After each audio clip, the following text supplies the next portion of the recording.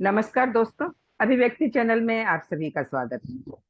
और मित्रों, जैसा कि आप देख ही रहे हैं कि पिछले कुछ एपिसोड से हम उसकी बात कर रहे हैं जिसके बारे में हम करते तो हैं जरूर यदा कदा, यानी अवदान, कंट्रीब्यूशन।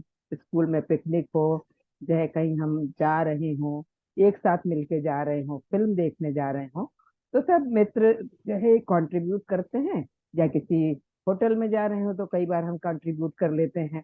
तो वो वाला कंट्रीब्यूशन तो हम करते हैं, लेकिन यहाँ पे जो हम बात कर रहे थे कंट्रीब्यूशन की, वो अवदान कुछ अलग था। जो हमारे विद्वान मेहमान ने बताया, जो पिछले कई एपिसोड से हमारे साथ जुड़े हुए हैं, आ, हमारे तो चिरपरिचित हैं ही हैं। अब अपनी मुस्कान से हमारे बहुत सारे दर्शकों को भी उन्होंने मित्र बना लिया है। ये आपके संदेश हमें बताते हैं। तो चलिए आइए स्वागत करें काशी से जुड़े हमारे विद्वान बहुतत्ववेत्ता डॉक्टर गौतम चटर्जी का। डॉक्टर गौतम चटर्जी, आपका स्वागत है इस अंक में। आनंद आनंद। गौतम जी, हम पिछले कई एपिसोड से कंट्रीब्यूशन की या अवदान की जो आप बता रहे हैं कि सही अर्थों में अवदान क्या है, जिसका हम कुछ रिटर्न ना चाहें।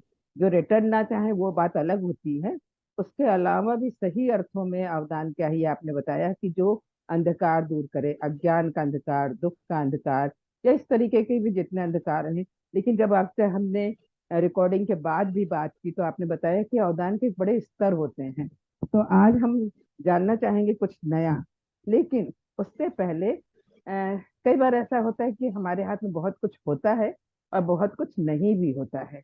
तकनीक हमारे हाथ में है, हम उसको अपने हिसाब से चलाते हैं, लेकिन फिर भी कहीं ना कुछ गलतियां हो जाती हैं, जिससे व्यवधान होता है। भाई, जब हम आकाशवाणी में जो है लाइव बैठे होते हैं तब हम तुरंत उसके लिए रिग्रेट कर लेते हैं, तुरंत क्षमा मांग लेते हैं कि हमें खेद है, ऐसा हो गया।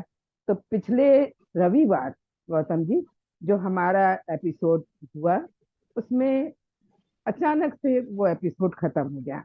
यानी आप बता रहे थे कुछ शिमला की बातें, क्या आप शिमला में गए, जिसमें हम मैथमेटिकल कंट्रीब्यूशन की बात कर रहे थे। तो वो बहुत सारे हमारे दर्शक जो कि हमारे नियमित दर्शक हो गए हैं, नियमित मित्र हो गए हैं, इस एपिसोड्स को देखते हैं, तो उन्होंने हमसे जानना चाहा है कि वो क्या जानकारी थी जो एब्रप्ट खत्म होने से उन्हें पूरी नहीं मिल पाई। तो हम चाहेंगे कि आप उसको कंटिन्यू करें, उस एपिसोड को मतलब एंड करें आप, कि क्या जानकारी जो रह गई थी, तब हम आगे की बात करेंगे। जी, मेरे ख्याल से वो 5 मई को स्ट्रीम हुआ था, जो एब्रप्ट एंड हुआ था ना, जिसकी आप बात कर रही हैं। जी जी बिल्कुल। और अगर ये स्ट्रीम हो रहा है तो ये शायद 12 मई को हो रहा है, तो यानी पिछले के पिछले को हुआ था, है ना।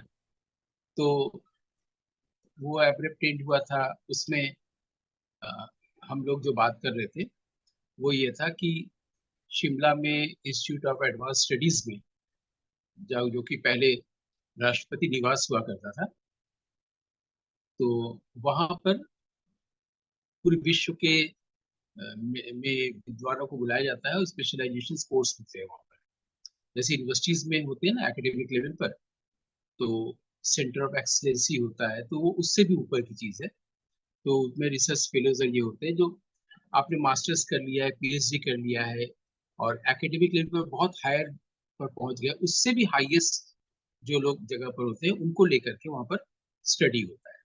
तो वहाँ पर जो समर स्कूल और नाट्यशास्त्र था वह प्रोफेसर राधा वल्लभ त्रिपाठी जी इसको ले रहे हैं। तो मुझे बुलाया था, तो वो उसको संस्कृत से हिंदी और अंग्रेजी में अनुवाद करके बता रहे थे और मैं उसको मॉडर्न इंटीग्रेशन बता रहा था। उसमें मैंने ये बताया था कि भारतीय जो ज्यामिति है वो हमारे चित्त के आकार से आया है, या जो अरूप चित्त है उसको रूप दिया गया आकार दिया। हमारे यहाँ अरूप की ही महिमा है। और जैसे कि मैं कहता हूँ कि अरूप जो है वो रूप की शक्ति है, रूप का सौभाग्य है, यही मैं बता रहा था। और ये जो ग्रीस की ज्योमेट्री उससे बिल्कुल भिन्न है। तो उसको उसके कुछ महीने बाद ही मैंने पाया था कि किसी व्यक्ति ने मेरी उस बात को भी लेकर एक किताब लिख दी है, क्योंकि ये बड़े पोस्ट पर है तो कॉपी करना ये करना। लेकिन उसमें क्या होता है कि मूल बात उनसे छूट गई थी उसमें। होता क्या है ना कि हम लोग जब किसी की बात सुनते हैं तो जो हमें पसंद है उतना ही सुन पाते हैं। इसलिए अपने आग्रह को हटा के अगर सुने तो वो सुनेंगे जो बोला जा रहा है। तो उनको सुनाई दिया था जितना, उतने को उन्होंने तुरंत किताब दे दिया कि मैं पहला व्यक्ति हूँ उसको बताने वाला। ये उनको खोजना चाहिए था, क्योंकि जब आप कोई चीज खोजेंगे तो वो मौलिकता ही अपने आप को बताएगी।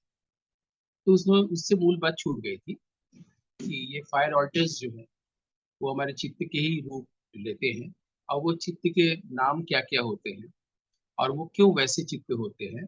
और फिर उससे बाकी चीजें आई थी हमारे यहाँ, जिसमें कि किसी त्रिभुज का स्क्वायर करने पर वर्ग का स्क्वायर होता है, दो वर्गों का स्क्वायर करने पर, ये सब जो फॉर्मूलाज आए थे वो बाद में आए थे, लेकिन ओरिजिन यहाँ से। तो आप देख रहे हो कि मैंने जो अब तक जितनी बातें की हैं, शायद एक बार ज्ञानगंज की बात की है। तो ये किताब जो है, बिल्कुल, मैं वही ये पूछने वाली ज्ञानगंज। थी कि हाँ हमने पिछले 5 तारीख को ज्ञानगंज की बात की, और वो हमको किताब आपके पास दिख गई कि ज्ञानगंज किताब वो रखी है आपके पास है। बड़ा अच्छा लगा देखकर। हाँ, ये किताब मैंने यहाँ पर रहती है। ये गोपीनाथ कविराज जी की तस्वीर आप देख रहे होंगे, जो बनारस के कहा जाए कि साधक थे, अंतिम महापुरुष थे, विश्वविद्यालय जी के शिष्य थे। और ये उन्होंने जो बांग्ला में लिखा, तो इसको पहली बार अंग्रेजी में अनुवाद हुआ है। तो ये ज्ञानगंज के बारे में है। इसी किताब का पहले जापानीज ट्रांसलेशन हुआ है, फिर वो छपा है, फिर इंग्लिश में भारत में छपा है। और ये अ, छपा है, अब लोग पढ़ रहे हैं, इसको जान रहे हैं ज्ञानगंज के बारे में। तो जो लोग खोज रहे थे हिमालयन वैलीज में, उनको एक हेल्प हो जा रहा है, ये अवदान हो रहा है। बदले में मुझे कुछ नहीं चाहिए। तो और मुझे, मैंने कभी सोचा भी नहीं है इसके बारे में, लेकिन ये अब ये हो रहा है कि लोगों को काम आ रहा है कि ये कैसे ढूंढे, कहाँ ढूंढे। जो वेग था, अब ये बुक आ गई है। ऐसे ही हमने जो चित्त वगैरह की बात की थी, ये अ, हमने एक्टिंग मेथड्स डिराइव किया था नाट्य शास्त्र से। भारत में नाट्य शास्त्र लोग जानते हैं, पढ़ते हैं, लेकिन जो ड्रामा स्कूल है वहां भी, और जो एमेच्योर ग्रुप से भारतवर्ष में कहीं भी नाट्य शास्त्र से लेकर के एक्टिंग मेथड कभी डेवलप ही नहीं हुआ। तो ये मैंने नाट्य शास्त्र के से एक्टिंग मेथड डिराइव किए 36, उसको एक बार नेशनल स्कूल ऑफ ड्रामा की जो पत्रिका रंग प्रसंग, उसका अभिनय विशेषांक कर रहा था, उसको एडिट कर रहे थे वागीश सिंह जी।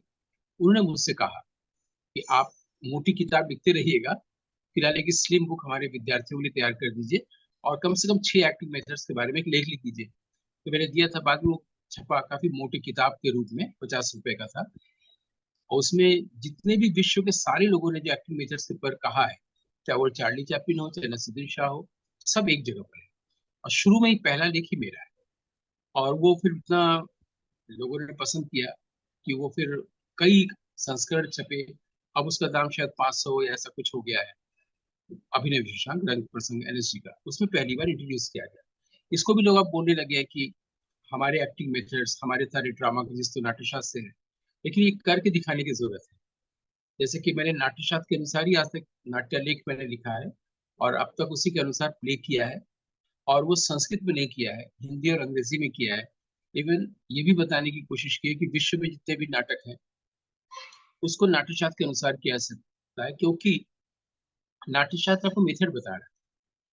नाटक कोई भी हो, उस नाटक को कैसे करें, तो शेक्सपियर का भी कर सकते हैं, चेखव का भी कर सकते हैं, जो हमने किया। तो उस वो एक्टिंग मेथड्स के लिए ये किताब अभिनय शास्त्र में किया था। और तीसरी भी मैंने, चूंकि मैं घर पे हूँ तो आपको बताने के लिए, अभी जिस किताब पर पूरे विश्व भर में डायलॉग से व्हाइट शैडो कॉन्शियसनेस, तो ये वो उसकी कॉपी मुझे मिल गई। तो अरे वाह! इसमें ये अच्छा, ये वही बुक है जो अभी आप विदेश की 18 देशों के टूर पे गए थे, जिसको ये माना हाँ गया हाँ, कि एशिया का विजडम इसमें है, ये बिल्कुल माना बिल्कुल। गया। तो विजन ऑफ इंडिया इसी के लिए कहा गया।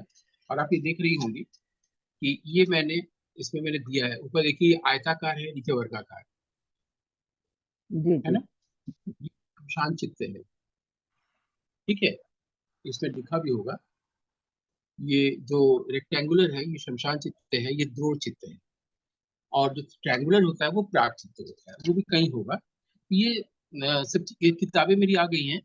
ये दोनों किताबें जो, ये 2012 की 2012 की दोनों किताबें हैं। और ये भी 2013 या 14 की है, ये करीब एक दशक पहले की बात है। तो हम लोगों ने अब तक कंट्रीब्यूशन पर बात की, जी, और उसमें हम लोगों बिल्कुल। ने पहले जाना था कि बुद्ध का सारनाथ आना, उसके पीछे का प्रयोजन क्या था, ज्ञानगंज की बात की थी। फिर हम लोग मैथमेटिक्स तक गए, नाट्यशास्त्र को लेकर के, आपके हम यही किस चाहते हैं तरह कि से आप इंडियन ज्योमेट्री। कंट्रीब्यूशन का, हाँ, कंट्रीब्यूशन का, क्योंकि आपने बताया कि विभिन्न स्तर होते हैं, तो हम क्यों ना लेवल बाय लेवल उसको जो है आगे बढ़ते चलें, तो हमारे लिए समझना भी रोचक होगा, आसान होगा, और अच्छा भी रहेगा दर्शकों के लिए भी। हाँ बिल्कुल, लेकिन मेरी आवाज का वॉल्यूम कम हो रहा है या आपकी आवाज का वॉल्यूम कम है, ये मुझे कुछ लग रहा है। नहीं, आपकी हमारे, आवाज का वॉल्यूम। हाँ। मेरी आवाज तो जो है, आपकी आवाज मुझे ठीक मिल रही है। मेरी आवाज क्या आपको कम मिल रही है?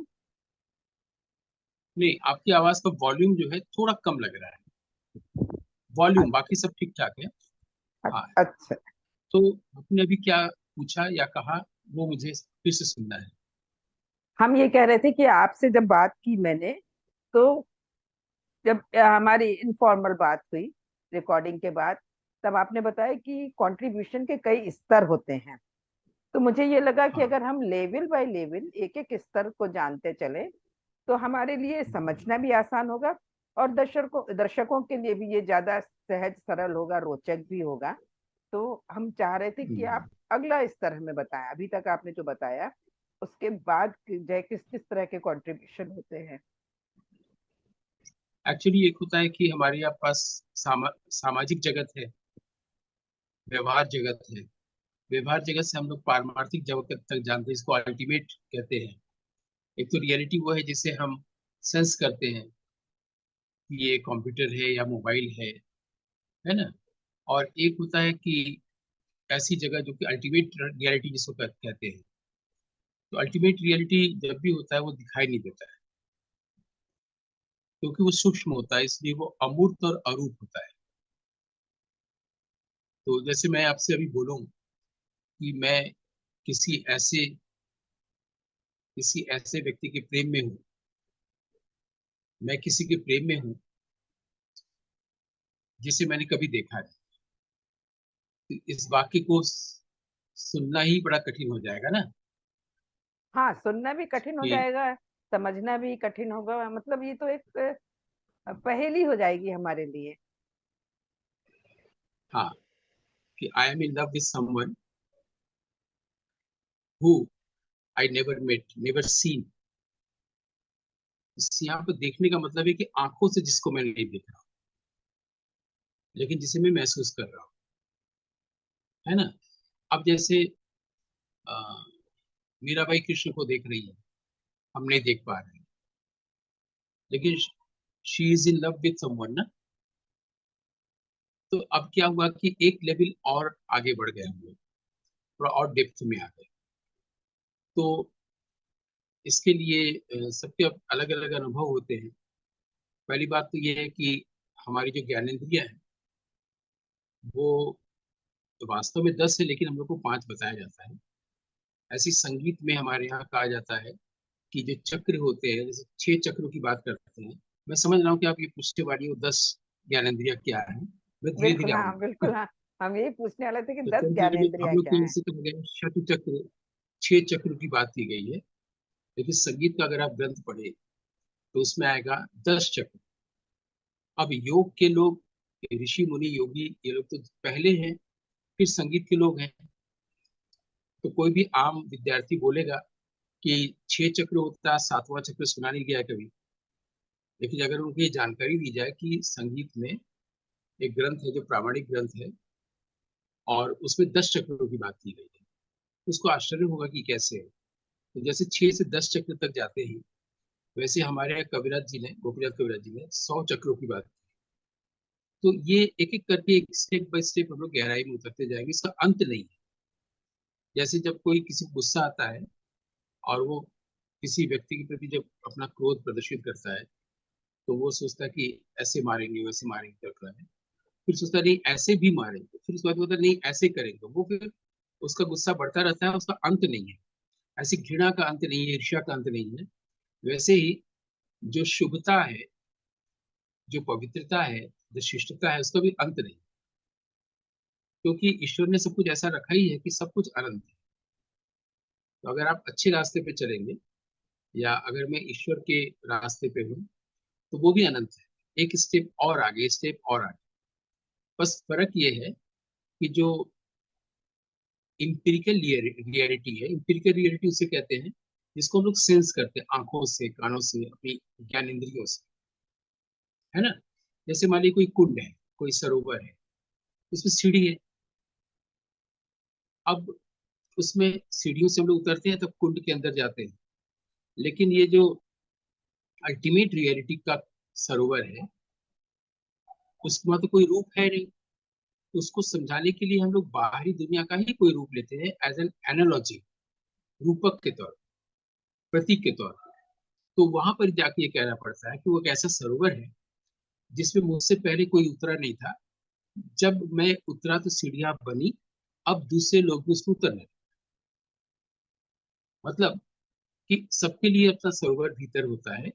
कबीर जब उतरते हैं तो सीढ़ियां बनती है, फिर कबीर के जो फॉलोअर्स होते हैं उसी सीढ़ियों को उतरने लगते हैं।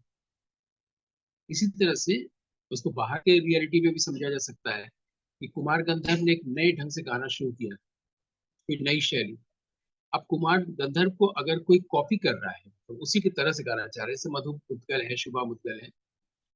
तो ये कुमार गंधर्व जब सरोवर में उतरे तो पहली बार सीढ़ी बनी, क्योंकि वो शैली उससे पहले थी नहीं ग्वालियर गायकी में। फिर अब दूसरे लोग भी उसी तरह से गाने लगे तो उसी सीढ़ियों से उतरने लगे जो बनी बनाई। तो ये बाहर की दुनिया और भीतर की दुनिया, जिस तरह से भीतर की दुनिया जैसे जैसे उद्घाटित होने लगती है, बाहर की दुनिया वैसे वैसे वो फेड होने लगती है। तो बाहर की दुनिया जो है रूप है, भीतर की दुनिया अरूप है। तो बाहर की दुनिया के लिए हमें जो आंख दी गई है वो देखने के लिए, भीतर की दुनिया के लिए बाहर की आंख ये नहीं ले पाती है, इसलिए हम उसको अरूप कह रहे हैं। क्योंकि जो बाहर वाली आंखें हैं, इससे जितनी भी चीजें दूर होती चली जाएंगी वो ओझल होती जाएगी ना। हम किसी ट्रेन को देख रहे हैं, दूर चलती चलेगी, हम देख रहे हैं, फिर अंत में एक निश्चित दूरी के बाद वो ओझल हो जाए।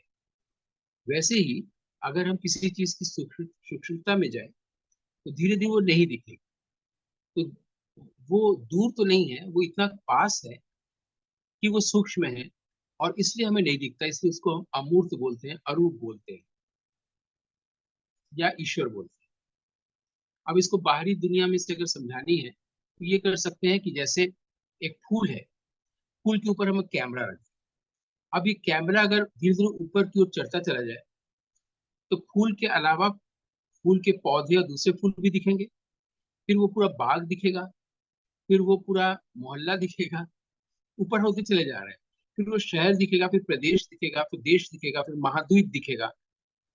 फूल न जाने कहाँ चला गया, जब ऊपर उठते ही चले गए तो फूल एकदम सूक्ष्म हो गया ना, कैमरे की आंख से ओझल हो गया और न जाने कहाँ चला गया। लेकिन फूल तो अपनी जगह पर है ही। अब फिर से कैमरा अगर वापस आने लगे, ये बाहरी दुनिया में हुआ दिख नहीं रहा है, फिर वो बाहर आने लगे कैमरा, आके फूल के पास बिल्कुल एक्सट्रीम क्लोजअप पे चला गया, उसमें उसके अंदर चला गया। तो उसके जो पंखुड़ियां हैं, फूल है, फूल के जो परागकण है उसके भी भीतर अंदर होता चला गया, फिर उसके बाद भी कुछ पता नहीं चल रहा है कहाँ गया।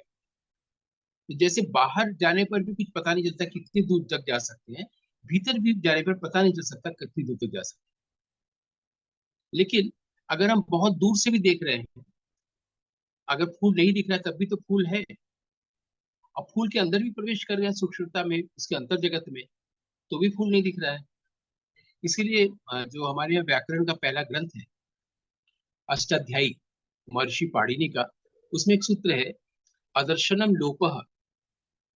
कोई चीज अदर्शन हो रहा है, अगर किसी चीज का दर्शन नहीं हो रहा है, इसका मतलब ये नहीं कि उसका लोप हो गया है। मतलब अगर ईश्वर नहीं दिख रहा है तो इसका मतलब ये नहीं कि ईश्वर नहीं है, हमें नहीं दिख रहा सही बात, बहुत है ना। सुंदर, बहुत इस सुंदर। बात को बताने के लिए हमने एक इमेजरी ली थी अपनी फिल्म कुहासा में, जिसमें वो लड़का जो है फादर से बहुत जुड़ा है, माने he is in love with his father, father करा रहे हैं, और उसमें वो अपने कंप्यूटर की स्क्रीन पर फादर लिखता है, और उसमें उस रंग डालता है, सफेद रंग, तो दिख नहीं रहा है, सफेद में सफेद हो गया। फिर जब लाल, तो दिख रहा है वहां पर कुछ लिखा नहीं है, कोई शब्द नहीं है, लेकिन सिलेक्ट हो रहा है कर्सर से। लेकिन जब लाल रंग डाल रहा है तो फादर लिख के आ जा रहा है, तो सफेद में सफेद मिल गया है ना। फिर वो अपनी डायरी देखता है जिसमें लिखता है कि दिख नहीं रहा है, इसका मतलब ये नहीं कि नहीं है, हम जब उसमें रंग डाल रहे हैं, रंग भर रहे हैं, तो वो दिख रहा है। ये रंग कैसे भरे कि वो दिखे जो नहीं दिखता, है ना। तो इसके लिए हमने, ये तो हमने फिल्म में दिखाई थी ताकि लोगों तक ये बात पहुंचे, पाड़ेनी वाली। इसके अलावा फिर हमने अपनी अनुभूति को जीवन में फिर एक मेटाफोरिकली ऐसे ही कहा था, जैसे मेरे पीछे या मेरे सामने कहीं भी लाइट की जा सकती है। जैसे कि महाभारत में राही मासूम रजा ने लिखा था कि अगर परछाई देह से बड़ी होने लगे तो समझो पुत्र कि ये सूरज अस्त हो रहा है। इस तरह कुछ था ना। तो परछाई अगर देह से बड़ी होने लगे तो समझ लो कि सूरज अस्त में, ऐसा कुछ लाइन था। तो ये जो परछाई होती है वो लाइट पर डिपेंड करता है। मैंने इसलिए वो एग्जांपल दिया कि थोड़ा सा लाइट मूड भी बने, क्योंकि हमें बहुत सीरियस बात होने वाली है, इसलिए इसके पहले मैंने कुछ ऐसा किया। तो अगर लाइट मेरे सामने से दी जाएगी तो उसमें मैं यानी कि ऑब्जेक्ट दिखेगा, ठीक है। लाइट अगर मेरे पीछे रख दी जाएगी तो मेरा चेहरा नहीं दिखेगा। आपकी आंख और मेरे चेहरे के बीच में लाइट जरूरी है, लाइट वेव ट्रेवल करेगा आपकी आंख से लेकर ऑब्जेक्ट तक, तो वो वस्तु दिखती है ना। तो लाइट सामने है तो मैं दिख रहा हूँ। लाइट अगर पीछे हो जाएगा तो पीछे लाइट दिखेगा, सामने वो ब्लैक का का आकार होगा ना, जिसको सिल्यूट कहते हैं, ठीक है। यानी शैडो हर स्थिति में बन रहा है, सामने से देने पर भी, पीछे से देने पर भी। लेकिन जो लाइट भीतर हमारे है उसका भी तो कुछ शैडो पड़ेगा, उसका शैडो हमेशा सफेद होता है, जैसे कि हमने कंप्यूटर में बताया, तो दिख नहीं रहा है। तो भीतर जो अगर हमारे यहाँ कॉन्शियसनेस है, प्योर कॉन्शियसनेस या ईश्वर, उसका शैडो हमेशा व्हाइट होगा। तो व्हाइट शैडो ऑफ कॉन्शियसनेस हुआ ना। तो वो जो शैडो है वो ब्लैक भी नहीं हो रहा है और येलो भी नहीं हो रहा है, व्हाइट हो रहा है, क्योंकि वो कॉन्शियसनेस का शैडो है। इसलिए किताब का नाम है व्हाइट शैडो ऑफ कॉन्शियसनेस, ठीक है। अब ये मेटाफोरिकली मैंने कहा, जिसके अंदर भी मैंने बताया, उसमें 5 चैप्टर्स है। शुरू के 4 चैप्टर्स में क्या है कि कॉन्शियसनेस शब्द को लेकर के पूरी पृथ्वी में अब तक क्या सोचा गया है, शुरू से आखिर तक। तो सबसे पहले ग्रीस में ही सोचा गया था, जिसमें कि पानी में भी देवता को देखना, आग में भी देखना, वहां भी था। कॉन्शियसनेस शब्द टर्म कॉइन किया गया था, से लेकर के 4 चैप्टर में अभी तक का है। डेविड चाल्मर्स की किताब है इन सर्च ऑफ कॉन्शियसनेस, वहां तक है। 5वें में मैंने अपनी बात कही, अपनी अनुभूति, कि जैसे अगर हम लोग के आंगन में कोई सफेद रंग की साड़ी सूख रही है और हवा चल रही है, उस तरह से हम लोग कल्पना करें कि पूरे आकाश में एक तार है जिसमें एक सफेद रंग की बहुत बड़ी साड़ी सूख रही है पूरे आकाश में, पूरी विश्व ब्रह्मांड के आकाश में। और उस सफेद साड़ी के पर्दे की तरफ एक संघनित पानी है, यानी कि बर्फ है बहुत बड़ा सा, और उसके इस तरफ छोटे छोटे उसी के टुकड़े हैं, उसी बर्फ के टुकड़े। तो असल चीज तो पर्दे के इस पार है, उसका रूप पर्दे के इस पार। तो वो इधर से इधर आ जाएगा, जब रूप छोड़ेगा, देह को छोड़ेगा, तो फिर वहीं से आ जाएगा जहां से उसने शुरू किया था। तो ये white short shadow of consciousness ये हुआ। मुझे लगता है कि मैं अपनी बात स्पष्ट कर सका हूँ कि जो हमारे भीतर जो प्रकाश है उसका रिफ्लेक्शन, उसका शैडो कैसे होगा, तो वो व्हाइट शैडो, उसी को मैंने नाम दिया व्हाइट शैडो ऑफ कॉन्शियसनेस। कि वो जो सफेद रंग का चादर है जो विश्व ब्रह्मांड में सूख रहा है, उसके एक तरफ अल्टीमेट रियलिटी है, एक तरफ वो रियलिटी है जिसको हम लोग अपने इंद्रियों से, आंख से देखते हैं। तो ये बात ही बतानी थी। तो ये बात, यही किताब आई थी 2012 में, जिसको विजडम ऑफ इंडिया माना गया था, जिसको अब विजन ऑफ इंडिया माना गया, और उस पर बातचीत हुई पूरे विश्व में। तो ये जो कंट्रीब्यूशन हुआ, कंट्रीब्यूशन का एक लेवल ये भी हुआ कि हम अंतर जगत की बात कर रहे हैं, और उसको कम्युनिकेट करने के लिए बाहरी जगत के मेटाफर्स लेंगे। तो अब इसको धीरे धीरे और अगले तलों पर चलेंगे, अगर आप अलाउ करेंगे अगले अंकों में, तो मुझे लगता है इस अंक के लिए इतना ही पर्याप्त है। बिल्कुल बिल्कुल। पर ये जब आप बता रहे थे तो मैं यही सोच रही थी कि जो आप सारी कॉन्शियसनेस वाली बात बता रहे हैं, शेडोज की बात बता रहे हैं, और जो इतने विस्तार से आपने बताया, इंद्रियों की बात आपने बताई। हाँ, पर एक बात जरूर मैं जानना चाहूंगी कि वो आपने कहा 5 इंद्रियों के बारे में हमको बताया जाता है, 10 इंद्रियां कौन सी होती है ये बता दीजिए, फिर हम इसको हाँ, कंक्लूड करेंगे। जब हम चक्रों की बात करेंगे तभी समझ में आएगा। जब हम लोग षट चक्रों की जगह पर 10 चक्रों की बात करेंगे, कि कैसे मूलाधार से लेकर सहस्रार तक जाते हैं, तो उस यात्रा में हमारे पास, हमें पता चलता है कि हमारी ज्ञानेंद्रिय 5 नहीं, वो 10 है। उस वक्त हम बता देंगे, क्योंकि बिल्कुल डिटेल में बताना पड़ेगा। बिल्कुल। तो दर्शकों, हमारे साथ साथ आपको भी इंतजार करना पड़ेगा ये जानने के लिए कि हमारी 10 इंद्रियां कौन होती, क्या क्या होती हैं। और हम अपने विद्वान से ज्यादा वो नहीं कर सकते, मतलब प्रेशराइज नहीं कर सकते, क्योंकि वो अगर किसी चीज को सिलसिलेवार बता रहे हैं तो वो सबसे बेहतरीन तरीका है। और ये चीज आपने भी अनुभव की होगी। तो सचमुच आज आपने जो बताया, तो पहले तो मैं सुनती रही क्योंकि बातें बड़ी इंटरेस्टिंग थी। पर जब आपने बता के एंड किया तो मैं ये पूछने ही वाली थी कि ये कंट्रीब्यूशन किस तरीके से हुआ। लेकिन आपने सहज रूप से उसको बताया कि इस तरीके का कंट्रीब्यूशन हुआ है कि हमने बाहरी जगत के मेटाफर्स यूज किए कॉन्शियसनेस को बताने के लिए। सचमुच बेहतरीन है, आप बेस्ट हैं किसी भी विषय पर, ये कहना चाहिए। Unique, outstanding. तो यही सारी बातें हमारे दर्शक भी आज इतना सुनने के बाद जरूर बोल रहे होंगे कि अ, ये चीजें सचमुच आउटस्टैंडिंग है, जो हमें कहीं पता नहीं चलती, कहीं हम पढ़ने भी नहीं जा सकते, क्योंकि हम अगर कुछ पढ़ना चाहें तो हमें कहीं ना कहीं इसके लिए गाइडेंस चाहिए कि क्या पढ़ें। अगर हम, हमारी आत्मा परमात्मा किसी भी विषय में कोई जिज्ञासा है, तो हम पढ़ें क्या जिससे हमें सारी चीजें पता चलें। और उसके लिए एक योग्य गुरु होना चाहिए, और वो आपसे बेहतर मुझे अभी तक कोई नहीं मिला। और यही बात हमारे दर्शक भी कह रहे हैं। तो अपनी तरफ से, अपने दर्शकों की ओर से, हम आपका सचमुच इस अंक के लिए हृदय से धन्यवाद करते हैं। जो आपने बताया डॉक्टर गौतम चटर्जी, आप अपना बहुमूल्य समय भी हमें दे रहे हैं, इसके लिए सचमुच हम आपके आभारी हैं। आनंद आनंद।